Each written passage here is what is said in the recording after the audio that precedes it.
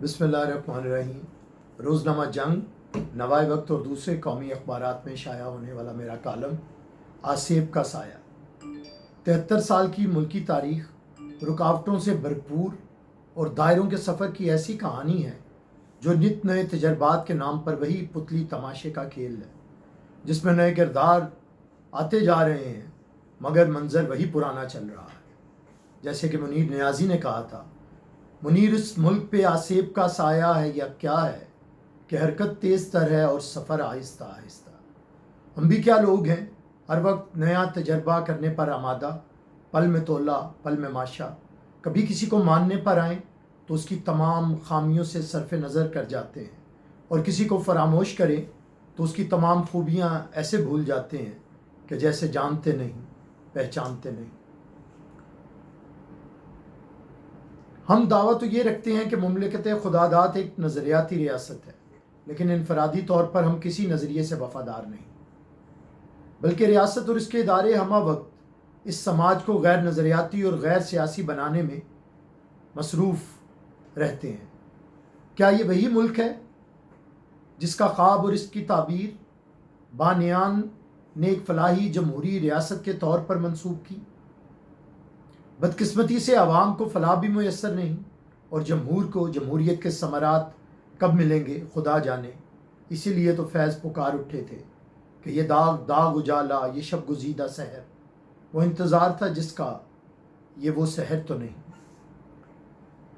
कायद आज़म मोहम्मद अली जिन्ना को रियासत को आगे बढ़ाने के लिए इंतहाई कलील वक्त मिला, और बकिया सियासी क़यादत को पहले मुस्लिम आर्मी चीफ और chief marshal administrator general Ayub ने करप्ट करार देकर सियासत से माजूल कर दिया, और एक गैर सियासी इदारा जिसे जिन्ना साहब ने सियासत करने से मना किया था वो सियासत करने लगा, और वफाक कमज़ोर हो गया। फिर आधे से ज़्यादा पाकिस्तान गंवा कर हमने कायद का पाकिस्तान तो खो दिया। बहरहाल इस टूटे फूटे मुल्क और खस्ता खाल समाज और शिकस्ता निज़ाम को भुट्टो साहब ने नई जला बख्शी और कायदे अवाम कहलाए, मगर डिक्टेटर ज़िया का मार्शल्ला जहाँ पाकिस्तान के पहले मुंतखब वज़ीर आज़म को इक़्तिदार से गैर आइनी तरीके से अलहदा करने का बायस बना, वहीं इस मुल्क को जमहूरी से आमराना, रवादारी से इंतहा पसंदाना, रोशन ख्याल से दकियानूसी और उज्जत पसंदाना बना गया। डिक्टेटर ज़िया ने इस मुल्क के अवाम को उम्मीद सहर के सफ़र से रोक कर मायूसी के गुप्त अंधेरों में डबो दिया, और दहाइयाँ गुजरने के बावजूद ये रात कटती नज़र नहीं आती। आसेब ज़दा सातों के मुहीब साए और अरसा दहर की झुलसी हुई वैरानी में हम यूं ही रह रहे हैं और फिर भी जिए जाते हैं। मोहतरमा बेनज़ीर भुट्टो इस बदतरीन दौर में जद्दोजहद का इस्तियारा बनकर सामने आई, जब सब खौफज़दा थे कि रात कटती नज़र नहीं आती। ऐसे वक्त में इस निहत्ती लड़की ने बंदूक वालों से टकराने का फ़ैसला कर लिया। बीबी की 30 साला बेनज़ीर जद्दोजहद नज़रियाती सियासत की बहाली के लिए थी, ताकि दौलत के बलबूते पर की जाने वाली सियासत को ख़त्म किया जा सके। ज़ात, बरादरी, फ़िरकावारियत, इंतहा पसंदी, अदम बर्दाश्त और आमरीतों के ख़िलाफ़ बेनज़ीर भुट्टो की शानदार जद्दोजहद नाकाबिले फरामोश है। अयूबी और याहियाई मार्शल्लाओं ने मुल्क को दो लख्त कर दिया। ज़िया और मुशर्रफ के आमराना अदवार ने कौमी यकजहती और जमहूरी इर्तिका को तबाह कुन नुकसान पहुँचाया। आमराना अदवार और उनके घुटन ज़दा माहौल ने तमाम आज़ादियाँ सलब कर लीं और ज़हनी व मुआशरती नशोनुमा को रोक दिया, जिसके नतीजे में आज हम अदम बर्दाश्त के माहौल का शिकार हैं।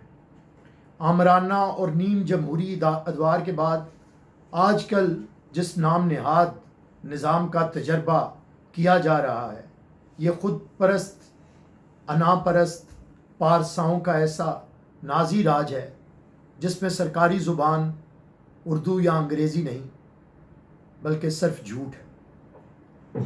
विजन से आरी हुक्मरानों का वतीरा बहुतान दराजी और गालम गलोच है। मुनाफिकत इनका तुर्रा इम्तियाज़ है। नाजी राज की समत का तयन तो नहीं हो सका, بہرحال امپائر کی انگلی اور یو ٹرن نشان ہے۔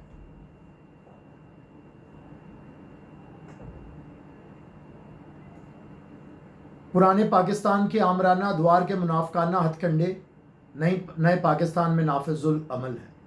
دھاندلی زدہ انتخابی تماشے میں تمام تر امداد کے باوجود سادہ اکثریت حاصل نہ کرنے والی جماعت اپنے سے لاکھوں ووٹ زیادہ لینے والی جماعتوں کو مسترد شدہ قرار دے رہی ہے اور خود کو منتخب شدہ۔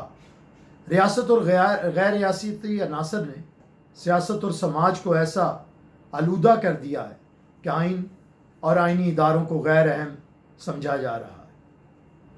پارلیمان میں ایسے لوگوں کو بھیج دیا گیا ہے جنہیں اس کے وقار کا کوئی خیال نہیں، اور جو اس معتبر ادارے پر لعنتیں بھیجتے رہے ہیں۔ وہ ادارہ جو 22 کروڑ عوام کی اجتماعی دانشگاہ ہے، وہاں پر چھوٹے قد کے زبان دراز لوگ اس ماحول کو پراگندہ کر رہے ہیں۔ پارلیمان سے ووٹ لے کر فرار ہو جانے والے شخص کو سلیکٹڈ کہنے پر تو بہت اعتراض ہے، جبکہ سابق منتخب صدور اور وزرائے اعظم کو چور ڈاکو کہنے کی کھلی چھوٹ ہے۔ پارلیمان کو فیصلہ سازی کے عمل سے دور کر دیا گیا ہے۔ خارجہ پالیسی، داخلہ پالیسی، معاشی اور سیاسی فیصلے کہاں ہوتے ہیں کسی کو علم نہیں۔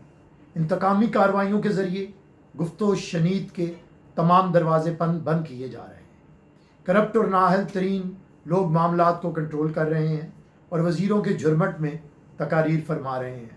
اپوزیشن کے رہنماؤں کو بھونڈے الزامات کے تحت پابند سلاسل کیا جا رہا ہے۔ ان حالات میں الیکٹڈ سیاسی قیادت اور مصنوعی قیادت کے درمیان روا رکھا جانے والا سلوک سب پر عیاں ہے۔ کٹ پتلیوں کا تکبر اور رعونت انتہاؤں کو چھو رہا ہے۔ رات آ کر گزر بھی جاتی ہے، ایک ہماری سحر نہیں ہوتی۔ آخر کبھی تو یہ تماشا ختم ہونا ہے۔ ہمیں بھی نفرت اور انتقام کی بجائے تدبر اور تحمل کی طرف آگے بڑھنا ہے، اور اس کا بہترین راستہ ٹروتھ اینڈ ریکنسیلیشن کمیشن کا قیام ہے۔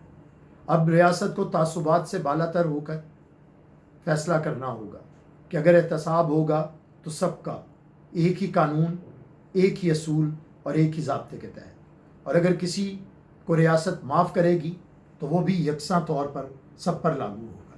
احتساب سب کا، یہی اصول ریاست کو اپنانا ہوگا۔ گلشن والوں میں پھولوں اور کانٹوں کی تقسیم اب مساوی ہونی چاہیے۔ کب تک عوام کے حق حاکمیت پر ڈاکہ ڈالا جاتا رہے گا اور عوام کی بجائے طاقت کا سرچشمہ بندوق کو سمجھا جائے گا؟ کیسے بدزبانی کے ذریعے آپ اچھے عمل کر سکتے ہیں؟ یاد رکھیں، آخری فتح غریب عوام کی ہوگی۔ بکھر جائیں گے کیا ہم جب تماشا ختم ہوگا؟ میرے معبود، آخر کب تماشا ختم ہوگا؟ چراغے حجرائے درویش کی بجھتی ہوئی لو ہوا سے کہہ گئی ہے اب تماشا ختم ہوگا۔ کہانی میں نئے کردار شامل ہو گئے ہیں، نہیں معلوم اب کس ڈھب تماشا ختم ہوگا۔ کہانی آپ الجھی ہے یا الجھائی گئی ہے، یہ عقدہ تب کھلے گا جب تماشا ختم ہوگا۔ زمیں جب عدل سے بھر جائے گی، نور علی نور بنام مسلک و مذہب تماشا ختم ہوگا۔ یہ سب کٹ پتلیاں رقصاں رہیں گی رات کی رات، سحر سے پہلے پہلے سب تماشا ختم ہوگا، اور تماشا کرنے والوں کو خبر دی جا چکی ہے یہ پردہ کب گرے گا، کب تماشا ختم ہوگا۔ دل نامطمئن ایسا بھی کیا مایوس رہنا، جو خلق اٹھی تو سب کر تب تماشا ختم ہوگا۔ غربت، جہالت، عدم مساوات، ظلم و جبر کے خاتمے تک سب کو یہ مقید سی آزادی مبارک۔